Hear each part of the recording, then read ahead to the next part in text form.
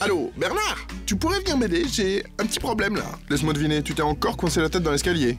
Non, j'ai commandé des coccinelles pour chasser les parasites de mon jardin, mais je crois que c'est à moi qu'elles en veulent. Ben, comme tu dis, elles chassent les parasites, Louis. Bon, tu m'excuseras, mais j'ai du travail.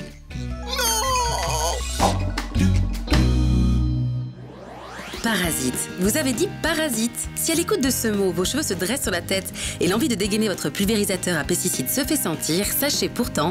Le parasite n'est pas ce que l'on pense. On a tendance à dire que c'est un mot grossier et on pense qu'une chose, c'est éradiquer les parasites. Et je préfère parler plutôt d'animaux qui ont chacun leur place au jardin. Une nuance qui a son importance. On ne souhaite pas éradiquer les animaux, il faut les accueillir parce que ça fait partie d'un écosystème. Certes, on ne veut pas forcément accueillir tous les nuisibles au jardin, c'est pas l'objectif, mais on peut essayer de faire en sorte qu'il y ait un équilibre qui s'installe.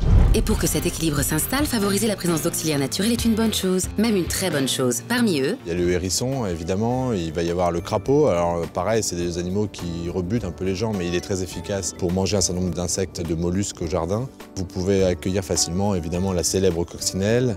Tout ça, c'est des insectes qui sont considérés comme aides du jardinier. Et si vous souhaitez aider un peu la nature, quelques recettes de grand-mère peuvent s'avérer bien plus efficaces qu'un pesticide. Il existe, par exemple, contre les limaces ou les escargots, ce qu'on appelle la planche à patates, en y mettant des rondelles de pommes de terre qui vont attirer ces limaces et qui vont pouvoir y rester même jour et nuit. Elles n'auront même plus besoin d'aller manger vos salades parce qu'elles seront concentrées sur cet aliment. Ce qui vous permet donc tous les jours, régulièrement, de soulever cette planche et de ramasser manuellement ces limaces et de les remettre dans la nature à un endroit plus propice pour elles. C'est très facile à mettre en œuvre. Lorsque vous jardinez, essayez d'éviter les insecticides. Pensez à privilégier les prédateurs naturels. Et n'hésitez surtout pas à installer des pièges.